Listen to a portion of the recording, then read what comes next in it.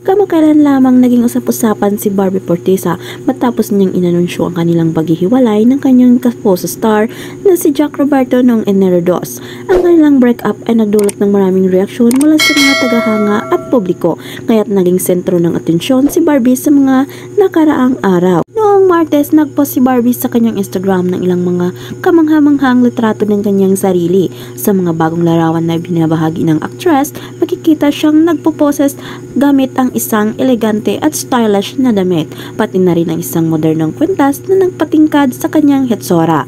Sa mga larawan, kapansin-pansin ang kanyang casual na ngunit maayos na hitsura na nagpapakita ng kanyang natural na kagandahan at pagiging confident. Bilang isang simpleng caption, naglagay lang si Barbie ng isang flower emoji na tila nagbigay ng isang mas magaan na tono sa kanyang post. Hindi na rin nagbigay ng mga karagdagang paliwanag ang actress tungkol sa mga litrato, kaya't isang simpleng emoji ay nagbigay ng ibang kahulugan at nagpatuloy na magpaseko ng mga katanungan mula sa mga taga-subaybay. Isang bagay na kapansin-pansin sa kanyang post ay ang desisyon niyang i-off ang comment section.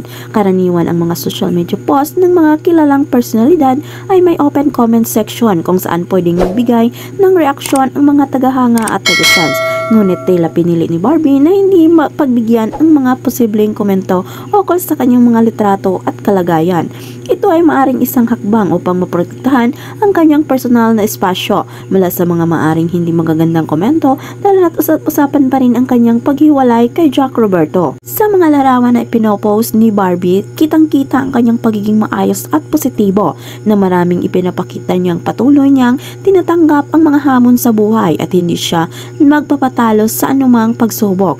Hindi rin maiiwasan ang mga tanong mula sa kanyang mga tagahanga kung ano ang tunay na kalagayan ni Barbie matapos ang breakup, ngunit tila pinili niyang itago muna ang mga personal na detalye at mag-focus sa kanyang karera at pagpapakita ng kanyang ganda sa publiko. Ang desisyon ni Barbie na manatiling tahimik at hindi magbigay ng mga detalye tungkol sa kanyang relasyon kay Jack ay nagpapakita ng kanyang maturity at pagiging private sa mga ganitong aspeto ng kanyang buhay.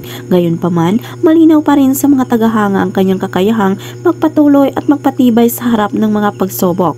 Isang bagay na nagbibigay inspirasyon sa mga tao sa kanyang paligid. Tulad ng inaasahan, ang post na iyon ay nagpuka ng mga maraming usap-usapan, ngunit si Barbie ay tila tahimik lang at nanatiling magkakontento sa kung ano ang kanyang mga ginagawa at ipinapakita. Tanging ang kanyang mga larawan at simpleng mensahe sa Instagram ang nagsasabi kung ano ang kanyang naramdaman at patuloy na nagtataas ng kanyang katanungan mula sa kanyang mga taga-subaybay.